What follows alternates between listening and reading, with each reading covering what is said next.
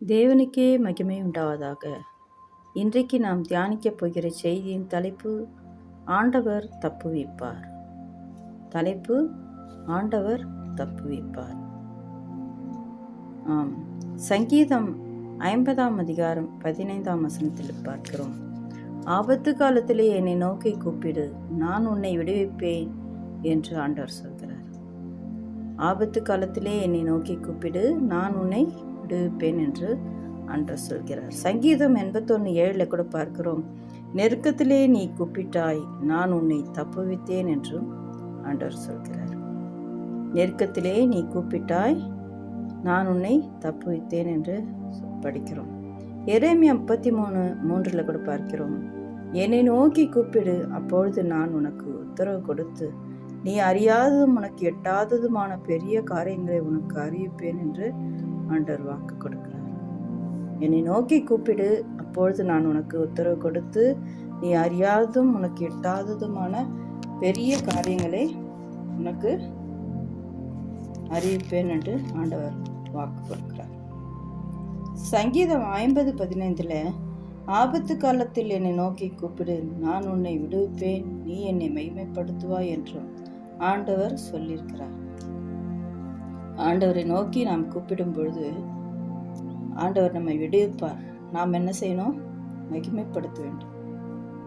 ஆண்டவர் இப்படிப்பட்ட வாக்குகளை கொடுத்து நம்மை வழிநடத்துகிறார். சரி, பைபிளில் கூட ஒரு சிலரை நாம் பார்ப்போம். யாரெல்லாம் இக்கட்டான சூழ்நிலைகளில் ஆண்டவர் விடுவித்தார், தப்புவித்தார் என்று நாம் தியானிப்போம். முதலாவதாக நாம் பார்க்க போகிறது ஆதியாகமம் புத்தகம். ஆதியாகமம் 32ஆம் அதிகாரம் 11ஆம் வசனம். இங்கே பார்க்கிறோம், யாக்கோபு சகோதரனாகிய ஏசாவுடைய கைக்கு தப்பும்படிக்கு என்ன பண்ணுறான்? பயப்படுறான். எப்படியாவது நம்ம தப்பிச்சணும், ஏசா வரான் இருக்க நம்மளை கொன்று போட்டுடுவான் அப்படின்னு சொல்லி என்ன பண்ணுறான்? அவன் பயப்படுறான். ஆண்டவரை நோக்கி, ஆண்டவரே எங்களை தப்பி வைங்க, ஏசாவுடைய கோபத்துக்கு நாங்கள் ஆளாகக்கூடாது, எங்களை தப்பி வைங்கன்னு சொல்லி அவன் பயந்து போய் ஆண்டர்கிட்ட வேண்டுறத நம்ம பார்க்குறோம். அப்படி வேண்டி கொண்டிருக்கும்போது என்ன பண்ணுறாரு? ஏசா எதிர்கொண்டு வர்றாரு. ஏசா எதிர்கொண்டு வரும்போது அப்போ ஆண்டர்கிட்ட அவர் வேண்டுறாரு, என்னையும் என் பிள்ளைகளையும் என் மனைவியும் ஏசா கையிலேருந்து தப்புவியோன்னு சொல்லி வேண்டிருக்கும்போது ஏசா எதிர்க்க வர்றாரு. வரும்போது பார்த்தோம்னா இங்கே காரியமே மாறுதலாக முடியுது பாருங்க. ஆதியாகமம் 33ஆம் அதிகாரம் 4ஆம் வசனத்தில் பார்க்கிறோம். அப்போது ஏசா எதிர்கொண்டு ஓடி வந்து அவனை தழுவி அவன் கழுத்தை கட்டி கொண்டு அவனை, அதாவது யாக்கோபை, ஏசா முத்தம் செய்தான். இருவரும் அழுதார்கள். ஆம், காரியம் மாறுதலாய் முடிந்தது என்று பார்க்கிறோம். எவ்வளோ பயந்துட்டு இருந்தான் யாக்கோபு. பொண்ணு போட்டுருவான். ஏன்னா சின்ன வயசில் சேஷ்ட புத்திர பாகத்துக்காக ஏமாற்றிட்டு போனவனாச்சு. அதனால அவன் திரும்பி வந்தால் எப்படியும் ஏசா கொன்னுடுவான்ற பயத்தோடு ஆண்டர்கிட்ட வேண்டான். ஆண்டவரே என்னை தப்புவியும், என் மனைவி பிள்ளைகளை தப்புவியும் ஏசா கைக்கு அப்படின்னு சொல்லி கேட்கும்போது ஆண்டவர் இந்த ஜெபத்தை கேட்குறாரு. ஏசா முன்னாடி போகிறான், வெகுமானங்கள்லாம் எடுத்துகிட்டு போகிறான். போய் ஏசா பார்க்கறதுக்கு யாக்கோபு போகும்போது காரியத்தையே ஆண்டவர் என்ன பண்ணிட்டாரு? மாறுதலாக மாற்றிட்டார். ஏசா எதிர்கொண்டு ஓடி வந்து என்ன பண்ணுறாரு? யாக்கோப்பை கட்டி தழுவி முத்தம் கொடுத்து இருவர் நலத்தையும் விசாரிக்கிறத நம்ம பார்க்குறோம். இப்படியா ஆண்டவர் காரியத்தையே மாறுதலாக மாற்றி போட்டு ஏசாவுடைய கைக்கு தப்புவித்தார் என்று நம்ம பார்க்கிறோம். நம்முடைய தேவன் நல்லவர், அவருடைய கிருபை பெரியது. சரி, அடுத்ததாக நம்ம இன்னொரு காரியத்தை பார்ப்போம். அடுத்ததாக நம்ம பார்க்க போகிறது ரெண்டாவதாக இஸ்ரவேலரை குறித்து நாம் பார்ப்போம். யாரை தப்புவித்தார் என்றால் இஸ்ரவேலர்களை குறித்து நாம் பார்ப்போம். யாத்ராகமம் 1ஆம் அதிகாரம் 13வது வசனத்தில் பார்க்கிறோம். இங்கே எகிப்தியர் இஸ்ரவேல் புத்திரரை கொடுமையாய் வேலை வாங்கினாங்கன்று பார்க்கிறோம்.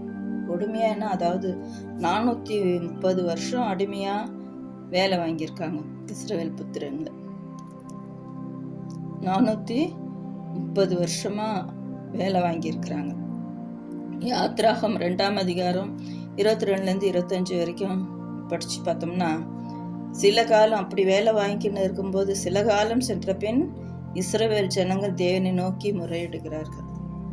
ஆண்டவரை நோக்கி முறையிடுறாங்க. ஆண்டவரே, உங்களை நோக்கி பாருங்க, இவ்வளவா பார்வோன் எங்களை அடிமைப்படுத்தி வேலை வாங்குறான்னு சொல்லி அவங்க முறையிட்டு அவங்களோட பெருமூச்சை ஆண்டவர்கிட்ட தெரியப்படுத்துறாங்க. அப்போ ஆண்டவர் என்ன பண்றாரு, இஸ்ரவேல் ஜனங்களை நினைவு கூறுறாரு.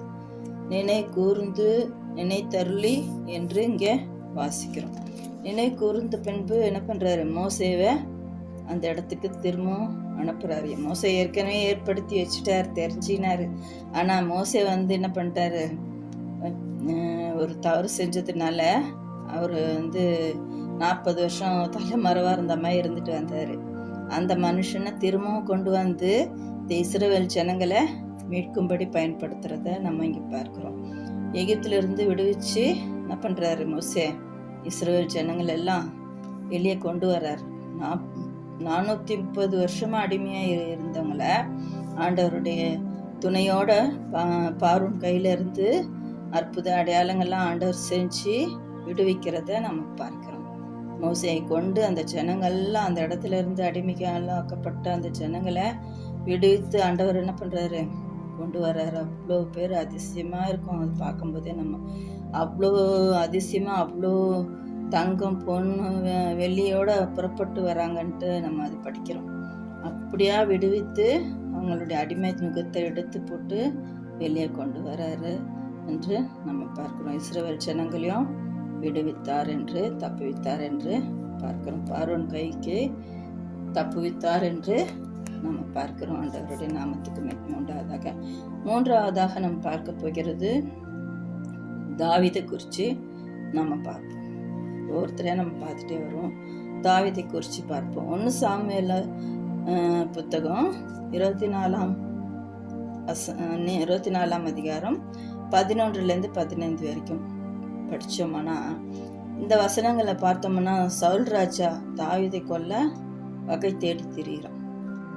தாவீது போய் குகைகள்ல எல்லாம் மறைஞ்சு ஒளிஞ்சிட்டு இருக்கிறார். சவுலுக்கு பயந்து எந்த நேரத்திலும் நமக்கு மரணம் வரலாம் அந்த சவுலால அப்படின்னு சொல்லி அவர் போய் ஒளிஞ்சு இருக்கிறாரு. ஆனா அந்த நேரத்துல என்ன பண்றாரு, ஒரு சமயம் பார்த்துறாரு தாவீத. சவுல் பார்த்துறாரு. சவுல் ராஜா என்ன பண்றாரு, பார்த்துறாரு இந்த இடத்துல தான் இருக்கிறாரு அப்படின்னு சொல்லி பார்த்துட்டு என்ன பண்றாரு, கண்டுபிடிச்சி தேடி வராரு. தேடி வரும்போது தாவீது கொல்லணும்னா கொன்று இருக்கலாம். ஆனா அந்த இடத்துல தாவீது கொல்லலை, விட்டு கொடுக்குறாரு. அவருக்கு அபிஷேகம் பண்ணப்பட்டவராச்சு சவுல், ஆண்டவரால் தெரிந்து கொள்ளப்பட்டவராச்சு, நாம கை போடக்கூடாது அப்படின்னு சொல்லி அவர் என்ன பண்றாரு, ஒதுங்கி இருக்கிறாரு. அந்த நேரத்துல சவுல் என்ன பண்றாரு, பார்த்துட்டு தாவீத, இந்த மாதிரி நீ இந்த மாதிரி சூழ்நிலை என்ன கொல்லாம நீ என்னை விட்டுருக்கிறிய அப்படின்னு சொல்லி நினைச்சிட்டு என்ன பண்றாரு, வாழ்த்திட்டு வந்த வழியே என்ன பண்றாரு, அவரு திரும்பி போயிடுறாரு. அப்போ இந்த இடத்துலயும் பார்க்குறோம், தாவீது ஆண்டவர்கிட்ட என்ன பண்றாரு, ஜெபம் பண்றாரு. ஜெபம் பண்ணி கேட்கறதுனால என்னாவது விடுவிக்கிறார் என்று சவுல் கைக்கு விடுவித்ததை பார்க்கிறோம். தாவீது சங்கீதம் கூட 33ஆம் அதிகாரம் 18 தாவீது சொல்லியிருக்கிறாரு, தமக்கு பயந்து தமது கிருபைக்கு காத்திருக்கிறவர்களின் ஆத்துமாக்களை மரணத்திற்கு விலக்கி விடுவிக்கவும் அப்படின்னு சொல்லி இங்கே தாவீது சொல்லியிருக்கிறத பார்க்கிறோம். தமக்கு பயந்து தமது கிருபைக்கு காத்திருக்கிறவர்களின் ஆத்துமாக்களை மரணத்திற்கு விலக்கி விடுவிக்கவும் அப்படின்னு சொல்லி தாவீது சொல்றாரு. அப்போ அது போல தாவீதுடைய விண்ணப்பத்தை ஆண்டவர் கேட்டு சவுலுடைய கைக்கு விடுவித்து தப்புவித்து காத்தாருன்னு சொல்லி நம்ம இங்கே பார்க்கிறோம். ஆண்டவருடைய நாமத்துக்கு மகிமை உண்டாவதாக. அடுத்ததாக நம்ம பார்க்க போகிறது யோபு குறித்து நம்ம பார்ப்போம். யோபு புத்தகம் 2ஆம் அதிகாரம் 5-6 வசனங்களை பார்க்கிறோம். யோபுவை கொல்லவும் வகை பார்க்கவும் சாத்தான் என்ன பண்றான், வரான். அப்போ ஆண்டவர் சொல்றாரு, உத்தமனும் சன்மார்க்கனும் தேவனுக்கு பயந்து பொல்லாப்புக்கு விலகிறவுமாகிய யோபு மேல நீ கண் போட்டையா அப்படின்னு சொல்லி கேட்கிறாரு ஆண்டவர். அவ்வளோ பயபக்திக்குரியவன், ஆண்டவருக்கு பிரியமாக நடந்துக்கிட்ட யோபு இடத்துல சாத்தான் என்ன பண்ணுறான், ஒரு நாள் வரான், வந்து சோதிக்கும்படியாக வந்து என்ன பண்ணுறான், எல்லாம் அவனுக்கிட்ட இருக்கிற எல்லா காரியங்களும் உறிஞ்சி எடுத்துடுறான்.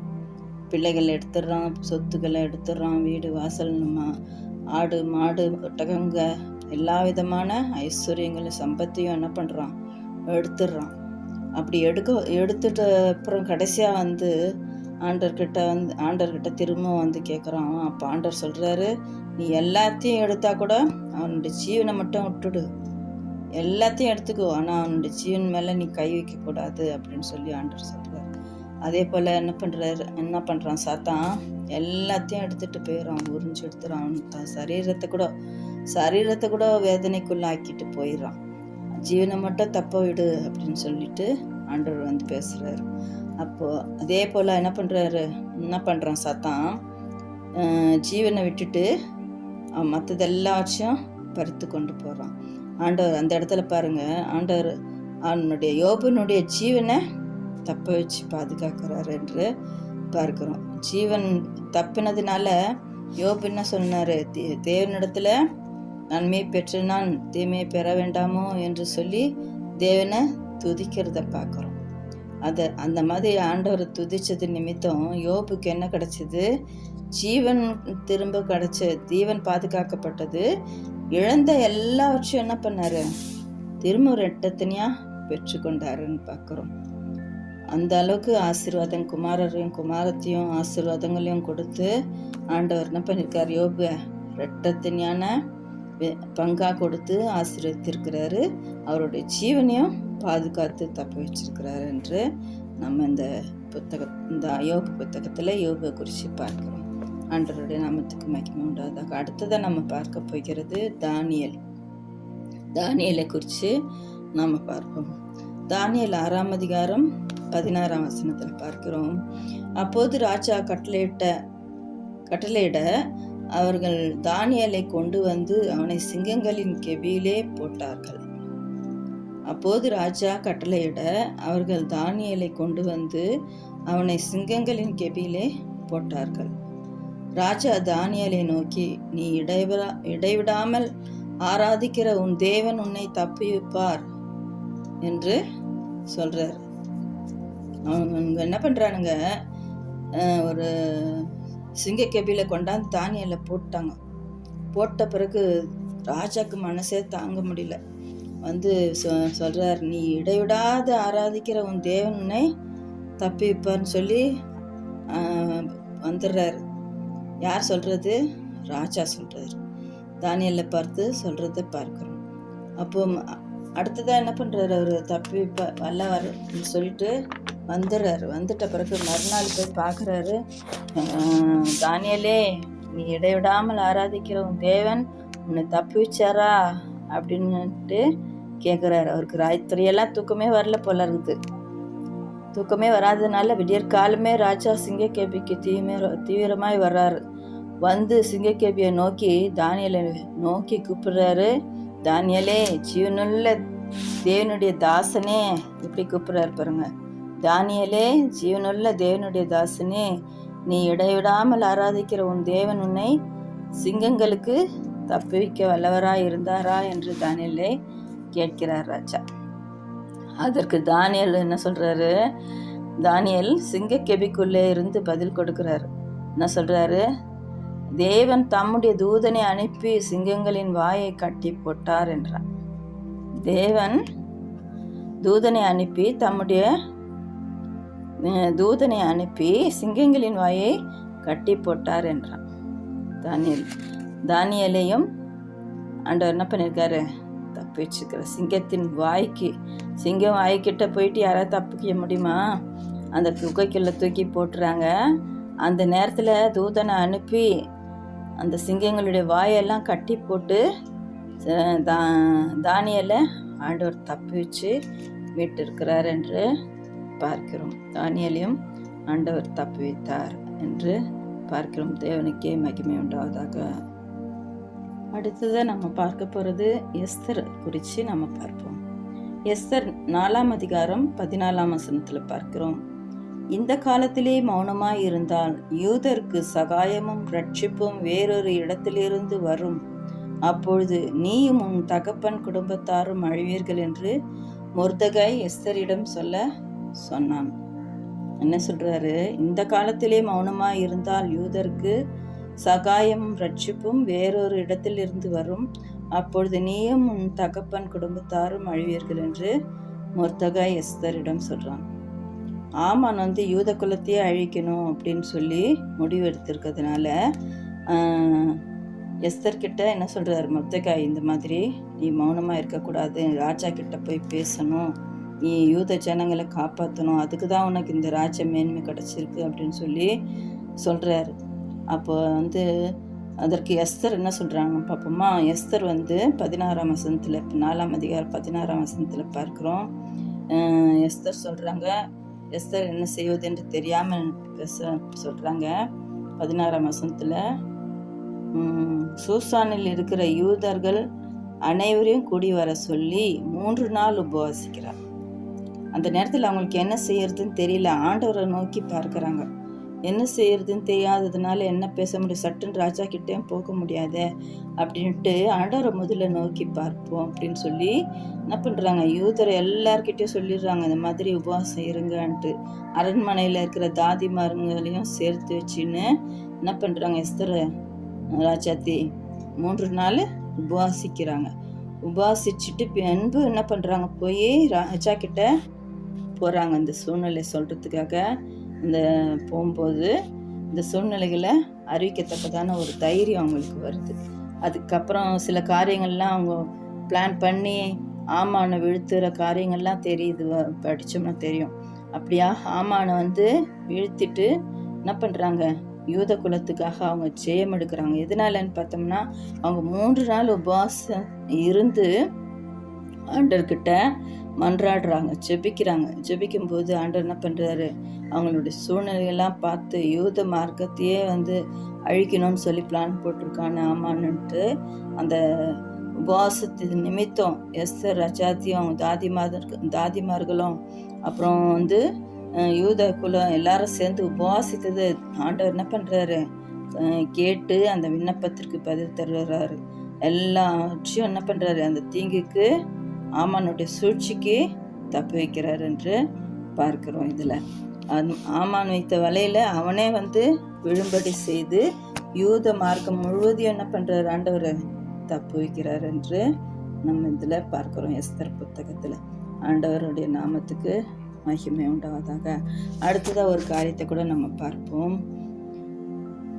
அப்போஸ்தலர் அதிகாரத்தில் பார்க்கிறோம். அப்போஸ்தலர் பவுலும் சீலாவும் அப்போஸ்தலர் அதிகாரத்தில் 16ஆம் அதிகாரம் 24லேருந்து 26 வரைக்கும் படித்தோம்னாக்கா, நடுராத்திரியிலே பவுலும் சீலாவும் ஜெபம் பண்ணி தேவனை துதித்து பாடினார்கள். நடுராத்திரியிலே தேவனை துதித்து பாடினார்கள் என்று பார்க்கிறோம். சடுதிலே சிறைசாலையின் அஸ்திபாரங்கள் அசையும்படியாக பூமி மிகவும் அதிர்ந்தது. உடனே கதவுகள் எல்லாம் திறவுண்டது, எல்லோருடைய கட்டுகளும் கழன்று போயிற்று என்று இங்கே படிக்கிறோம். பவுலும் சீலாவும் பாடி துதித்து கொண்டிருக்கும் போது அவர்களுடைய கட்டுகள் என்ன இருக்கு, கழன்று போயிடுச்சு என்று பார்க்கிறோம். பாடி துதிச்சு ஆண்டர் பாடி துதிக்கும் போதே அவங்களுடைய கட்டுகள்லாம் கழுக்கப்பட்டு போயிடுச்சு. விடுவிச்சிட்டார் ஆண்டவர், கட்டுகள் எல்லாவற்றையும் விடுவிச்சிட்டார் என்று பார்க்கிறோம். அப்போஸ்தலர் 12ஆம் அதிகாரத்தில் கூட பார்க்கிறோம். 5லேருந்து 8 வரைக்கும் படித்தோம்னாக்கா, பேதுரு சிறைசாலையில் இருக்கிறார். பேதுரு சிறைசாலையிலே காக்கப்பட்டிருக்கையில் சபையார் அவனுக்காக நோக்கி ஊக்கத்தோடு ஜெபம் பண்ணினார்கள் என்று பார்க்கிறோம். சபையார் என்ன பண்ணுறாங்க, பேதுருக்காக ஜெபம் பண்ணுறாங்க. ஜெபம் பண்ணும்போது கர்த்தருடைய தூதன் என்ன பண்ணுறாரு, சிறைசாலையில் போயிட்டு சிறைசாலையிலே அறையிலே வெளிச்சம் பிரகாசித்தது. யாருடைய சிறைசாலையில்? பேதுரு போய் இருந்து அந்த சிறைசாலையில் தூதம் போகிறாரு. போன பிறகு அந்த இடம் பிரகாசித்து அவன் பேதுருவை விழாவிலே தட்டி சீக்கிரமாக எழுந்திரு என்று அவனை எழுப்பினான். உடனே சங்கிலிகள் அவன் கைகளிலிருந்து விழுந்தது. தூதன் அவனை வெளியே கூட்டி கொண்டு வந்து விட்டான் என்று பார்க்கிறோம். இங்கே கூட பார்க்கிறோம், பேதுரு சிறைசாலையில் இருக்கும்போது தூதன் போய் என்ன பண்ணுறாரு, விடுவிச்சு கூட்டிகிட்டு வராரு. காரணம், சபையாரெலாம் என்ன பண்ணுறாங்க, நோக்கி ஜெபம் பண்ணுறாங்க. சபையாராக கூடி ஜெபம் பண்ணும்போது அந்த சத்தத்தை ஆண்டவர் கேட்டு, ஜெபத்தை கேட்டு பேதுரு விடுவிச்சதை, தப்பு வச்சதை நம்ம பார்க்குறோம். சிறைசாலையிலேருந்து தப்பு வச்சு கொண்டு வந்தாருன்னு பார்க்குறோம். சபையார் அனைவரும் ஊக்கத்தோடு ஜெபம் செய்வது நிமித்தம் பேதுருவை ஆண்டவர் சிறைசாலையிலிருந்து விடுவித்து வெளியே கொண்டு வருகிறார் என்று பார்க்கிறோம். அதனால் ஆண்டவர் இடத்துல நம்ம நோக்கி கூப்பிடும் பொழுது அவர் நம்மளை விடுவிக்க அவரால் கூடும், தப்புவிக்க அவரால் கூடும். அவரை நோக்கி நம்ம கூப்பிடணும். மனுஷங்கிட்ட போகக்கூடாது. எந்த சூழ்நிலையாக இருந்தாலும் மனுஷங்கிட்ட போகாமல் ஆண்டவர் இடத்துல போய் நம்ம கேட்கும்போது, ஆண்டவர் நோக்கி பார்க்கும்போது அவர் நம்ம எல்லா தீங்குக்கும் விலக்கி விடுவிப்பார். அவர் என்ன சொல்கிறாரு, நீ ஆபத்து காலத்தில் என்னை நோக்கி கூப்பிடு, நான் உன்னை விடுவிப்பேன் என்று சொல்லியிருக்கிறாரு. நெருக்கமாக இருக்குதா, அந்த நேரத்தில் நீ என்னை நோக்கி கூப்பிடு, நான் உன்னை தப்பு வைப்பேன் அப்படின்னு சொல்கிறாரு. அப்புறம் எரேமியாவில் பார்க்குறோம், என்னை நோக்கி கூப்பிடு, அப்பொழுது நான் உனக்கு உத்தரவு கொடுத்து நீ அறியாத உனக்கு கெட்டாதமான பெரிய காரியங்களே உனக்கு அறிவிப்பேன் அப்படின்னு சொல்கிறாரு. இப்பேற்பட்ட ஆண்டவரை நம்ம நோக்கி பார்க்கணும். மனுஷன் இடத்துல போவதற்கு பார்க்கலாம், நம்ம ஆண்டவரை நோக்கி பார்க்கணும். இஸ்ரவேல் ஜனங்க பார்த்தீங்களா, எவ்வளோ பேர் அப்படியே ஆண்டவரை நோக்கி முறையிட்டாங்க. ஆண்டவரை நோக்கி அவங்களோட பெருமிச்சு தெரிவித்தாங்க. ஆண்டவர் என்ன பண்ணார், மோசையை எழுப்பி அந்த ஜனங்க மொத்த பேர் என்ன பண்ணார், விடுவிச்சார் என்று நாம் பார்க்கிறோம். சரி, இனி சங்கீதங்களில் நம்ம ஒரு சில வசனங்களை பார்ப்போம். ஆண்டவர் எந்தெந்த காரியத்தில் எந்தெந்த சூழ்நிலை நம்ம தப்பி வைக்க வல்லவராக இருக்கிறார் என்று நாம் பார்ப்போம். சங்கீதம் 91:3 பார்க்கிறோம், அவர் உன்னை வேடனுடைய கண்ணிக்கும் பாழாக்கும் கொலை நோய்க்கும் தப்பி வைப்பார். ஆண்டவர் என்ன பண்ணுவாராம், வேடனுடைய கண்ணிக்கும் பாழாக்கும் கொலை நோய்க்கும் தப்பி வைப்பார் என்று சங்கீதம் 91:3 பார்க்கிறோம். சங்கீதம் 34:19 பார்க்கிறோம், நீதிமானுக்கு வரும் துன்பங்கள் அநேகமாக இருக்கும், கர்த்தர் அவைகள் எல்லாவற்றிலும் நின்று அவனை விடுவிப்பார். நீதிமானுக்கு வரும் துன்பம் அநேகமாக இருக்கும், கர்த்தர் அவைகள் எல்லாவற்றிலும் நின்று அவனை விடுவிப்பார் என்று பார்க்கிறோம். சங்கீதம் 34:7 பார்க்கிறோம், கர்த்தருடைய தூதன் அவருக்கு பயந்தவர்களை சூழ பாளையம் இறங்கி அவர்களை விடுவிப்பார். கர்த்தருடைய தூதன் அவருக்கு கர்த்தருக்கு பயந்தவர்களை சூழ பாளையம் இறங்கி அவர்களை விடுவிப்பார். தானியேலை விடுவிச்சாங்கல்ல, போய் சிங்கக்கேபியில் போய் விடுவிச்சது போல கர்த்தருடைய தூதன் விடுவிப்பார் சொல்லி பார்க்கிறோம். அடுத்ததாக சங்கீதம் 97:10 பார்க்கிறோம், கர்த்தரில் அன்பு கூறுகிறவர்களே தீமையை வெறுத்து விடுங்கள், அவர் தம்முடைய பரிசுத்தவான்களின் ஆத்துமாக்களை காப்பாற்றி துன்மார்கரின் கைக்கு அவர்களை தப்பி வைக்கிறார் என்று பார்க்கிறோம். இந்த வசனத்தில் கர்த்தரிடத்தில் அன்பு கூறுகிறவர்களே தீமையை வெறுத்து விடுங்கள், அவர் தம்முடைய பரிசுத்தவான்களின் ஆத்துமாக்களை காப்பாற்றி, தீமையை வெறுக்கும்போது தான் தீமையை வெறுத்து விடுங்கள், அவர் தம்முடைய பரிசுத்தவான்களின் ஆத்துமாக்களை காப்பாற்றி துன்மார்கரின் கைக்கு அவர்களை தப்பு வைக்கிறார் என்று இந்த வசனத்தில் நாம் பார்க்கிறோம். அடுத்ததாக நம்ம பார்க்க போகிறது சங்கீதம் 108:6 கிடைக்கும், உமது பிரியர் விடுவிக்கப்படுவார்கள். உமது பிரியர் என்றால் கர்த்தருக்கு பயப்படுறவங்க, கர்த்தருக்கு பிரியமாக இருக்கிறவங்கள ஆண்டவர் என்ன பண்ணுவாராம், விடுவிப்பார் அப்படின்னு சொல்லி நம்ம பார்க்கிறோம். சங்கீதம் 39:17 பார்க்கிறோம், நான் சிறுமையும் எளிமையுமானவன், கர்த்தரோ என் மேல் நினைவாக இருக்கிறார் என்று தாவீது சொல்றார். நான் சிறுமையும் எளிமையுமானவன், கர்த்தரோ என் மேல் நினைவாக இருக்கிறார் என்று தாவீது சொல்கிறது பார்க்கிறோம். நம்ம சிறுமியாக எளிமையாக இருந்தால் கூட கர்த்தர் என்ன பண்ணுறாரு, நம்மளை நினைத்து நம்மளை விடுவிக்கிறவராக இருக்கிறார் என்று பார்க்கிறோம். அடுத்ததை சங்கீதம் 107:28 பார்க்கிறோம், கர்த்தரை நோக்கி கூப்பிடுகிறார்கள். அவர்கள் இக்கட்டுகளுக்கு அவர்களை நீங்களாக்கி விடுகிறார் என்று பார்க்கிறோம். சங்கீதம் 107:28 கர்த்தரை நோக்கி கூப்பிடுகிறார்கள், அவர்கள் இக்கட்டுக்கு அவர்களை நீங்களாக்கி விடுவிக்கிறார். எந்த மாதிரி சூழ்நிலையா இருந்தாலும் இஸ்ரவேல் ஜனங்கள் நோக்கி கூப்பிட்டாங்கல்ல, கர்த்தரை நோக்கி கூப்பிடுகிறார்கள், அவர்கள் இக்கட்டுக்கு அவர்களை நீங்களாக்கி விடுகிறார் என்று பார்க்கிறோம். நீதிமொழிகள் 2ஆம் அதிகாரம் 15ஆம் வசனத்தில் கூட பார்க்கிறோம். மாறுபாடான பாதைகளிலும் கோணலான வழிகளிலும் நடக்கிறவர்களுக்கு நீ தப்புவிக்கப்படுவாய். மாறுபாடான காரியம் செய்கிறவங்க நம்ம கிட்ட வந்தாலும், கோணலான வழியில் நம்ம காட்ட நினைச்சாலும் அப்பேற்பட்ட ஆளுங்களுக்கு நம்மளை தப்புவிக்கப்படுவாய் அப்படின்னு சொல்லி ஆண்டவர் வாக்கு கொடுக்குறாரு. அடுத்ததான் நீதிமொழிகள் 2:17 கூட நம்ம பார்க்குறோம்.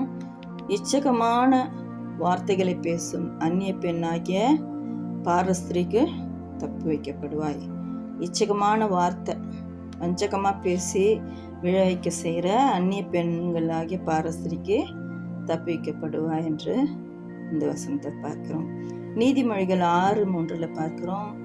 இப்போதும் என் மகனே, உன் சிநேகிதனுடைய கையில் நீ அகப்பட்டு கொண்டபடியால் நீ உன்னை தப்புவித்து கொள்ள உன் சிநேகிதனிடத்தில் போய் உன்னை தாழ்த்தி வருந்தி கேட்டுக்கொள் அப்படின்னு சொல்லப்பட்டிருக்கிறது. நம்ம ஒரு தப்பு பண்ணிட்டோம்னாக்கா நம்ம என்ன பண்ணணுமா, சிநேகிதனிடத்தில் போய் நம்மளை தாழ்த்தி வருந்தி கேட்டுக்கொள்ளும் போது அதுலேருந்து நம்ம தப்பிச்சு கொள்ளலாம். தாழ்ந்து போகிறதுனால நம்ம தப்பித்து கொள்ளலாம் அப்படின்னு சொல்லி ஆலோசனை கொடுக்கப்பட்டிருக்கிறது. அடுத்ததாக 6:5 பார்க்கிறோம் நீதிமொழிகளில். வெளிமான் வேடனுடைய கைக்கும் குருவி வேடனுடைய கைக்கும் தப்புவது போல நீ உன்னை தப்புவித்து கொள்ள வேண்டும் என்று ஆலோசனை கொடுக்கப்பட்டிருக்கிறது. நம்ம ஏதாவது ஒரு காரியத்தில் போய் அகப்பட்டு கொண்டோம்னாக்கா நம்ம தப்புவித்து கொள்ளணும்.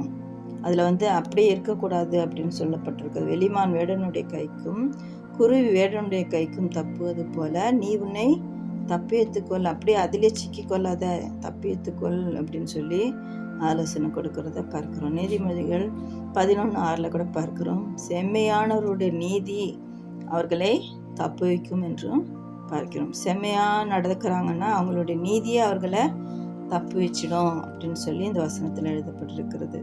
சங்கீதம் 117:8 பார்க்கிறோம். என் ஆத்துமாவை மரணத்துக்கும் என் கண்ணை கண்ணீருக்கும் என் காலை இடறலுக்கும் தப்புவித்தீர் என்று தாவீது சொல்றார். என் ஆத்துமாவை மரணத்துக்கும் என் கண்ணை கண்ணீருக்கும் என் காலை இடறலுக்கும் தப்புவித்தீர் என்று தாவீது சொல்வதை பார்க்கிறோம். அதனால நம்ம ஆண்டவர் இடத்துல என்ன பண்ணணும், நம்ம ஆண்டவர் சமூகத்தில் காத்திருக்கும் போது நம்மளுடைய ஆத்துமாவை மரணத்துக்கும் என் கண்ணை கண்ணீருக்கும் என் காலை இடறலுக்கும் தப்புவித்தீர் என்று தாவீது சொல்றார்.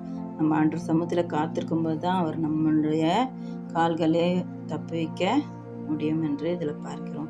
சங்கீதம் 91:15 பார்க்கிறோம். அவன் என்னை நோக்கி கூப்பிடுவான், நான் அவனுக்கு மறு உத்தரவு அருளி செய்வேன். ஆபத்தில் நானே அவனோடு இருந்து அவனை தப்புவிப்பேன், அவனை கனப்படுத்துவேன் என்று ஆண்டவர் வாக்கு கொடுக்கிறார். ஆபத்தில் நானே அவனோடு இருந்து அவனை தப்புவிப்பேன், அவனை கனப்படுத்துவேன் சொல்லி வாக்கு கொடுத்திருக்கிறார். என்ன செய்யணுமா, அவன் என்னை நோக்கி கூப்பிடுவான். நம்ம அவரை நோக்கி கூப்பிட்டாதான் அவர் என்ன பண்ணுவார், நமக்கு ஆபத்தில் நம்மளை விடுவித்து காப்பாற்றுகிற தேவனாக இருக்கிறார். நம்ம சூழ்நிலை நம்மளை தப்புவித்து காக்கிற தேவனாக இருக்கிறார். ஆகையால் ஆண்டவரை நோக்கி நம்ம பார்க்கணும்.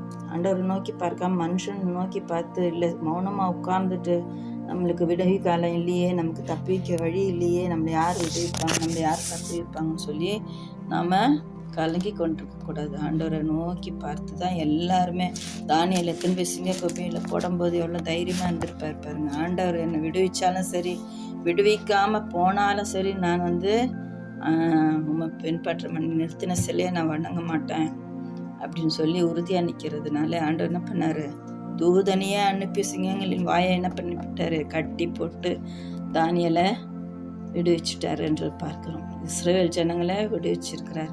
இப்படி ஆண்டவர் வந்து பவுல் சீலாவை விடுவிச்சிருக்கிறார். பேதுருவை சபையாரெல்லாம் கூடி ஜெபிச்சிருக்கிறாங்க. எல்லா சங்கிலியெல்லாம் தெரிப்பட்டு போயிடுச்சு. அந்த மாதிரி விடுவிச்சிருக்கிறாங்க. எஸ்தர் வந்து என்ன பண்ணியிருக்காங்க, யூதர் குலத்தை அழிஞ்சு போகக்கூடாதுன்ட்டு அவங்க எஸ்தரும் தாதிமாரும் யூதருங்க எல்லாம் சேர்ந்து 3 நாள் உபவாசம் இருந்து ஆண்டவர் இடத்துல நோக்கி பார்க்கும்போது ஆண்டவர் என்ன பண்ணாரு, விடுவிச்சிருக்கிறாரு.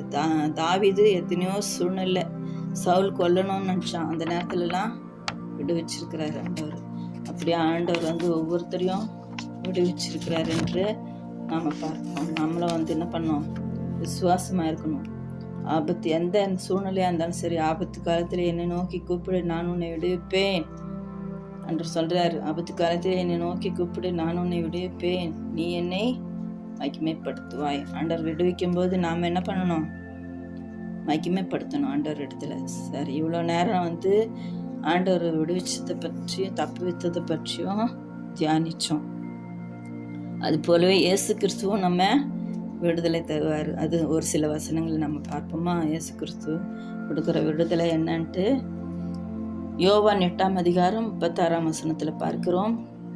குமாரன் உங்களை விடுதலை ஆக்கினால் அது மெய்யாகவே விடுதலை ஆவீர்கள் என்று பார்க்கிறோம். குமாரன் விடுதலை ஆக்கினா அது மெய்யாகவே விடுதலை என்று பார்க்கிறோம். இயேசு கிறிஸ்து வந்து நம்மளை விடுதலை செஞ்சால் அது மெய்யான விடுதலை என்று இந்த வசனத்தில் பார்க்கிறோம். 1 கொரிந்தியர் 3:17 கூட பார்க்கிறோம். ஆவியானவர் எங்கேயோ அங்கே விடுதலை உண்டு என்று பார்க்கிறோம். ஆவியானவர் இருந்தாக்கா அந்த இடத்துல விடுதலை உண்டு என்று பார்க்கிறோம். குமாரனும் விடுதலை ஆக்குவார், ஆவியானவரும் நம்மளை விடுதலை ஆக்குவார். நம்ம இந்த உலகத்தில் இருக்கிற நாட்கள் வரைக்கும் நம்மளை ஒரு தீங்கு அணுகாதபடி கர்த்தர் காத்து கொள்வார். ஆண்டவராகிய இயேசு கிறிஸ்து நாமத்துக்கு மகிமை உண்டாகட்டும். நம்முடைய ஆண்டவரை நோக்கி கூப்பிட்டு நம்முடைய சூழ்நிலைகளிலிருந்து தப்பித்து கொள்வோம். இயேசு நம்மை விடுவிப்பார். நம்முடைய பாவங்களிலும் சாபங்களிலும் வியாதிகளிலும் கஷ்டங்களிலும் வேதனைகளிலும் எல்லாவித சோதனைகளிலும் பிசாசின் போராட்டத்திலிருந்து நம்மை விடுவித்து தப்பிப்பார். இந்த வார்த்தைகள் எல்லாம் உங்களுக்கு ஆசீர்வாதமாய் ஆண்டவர் மாற்றி கொடுப்பாராக. ஆமேன். அல்லேலூயா. தேவனுக்கே மகிமை உண்டு.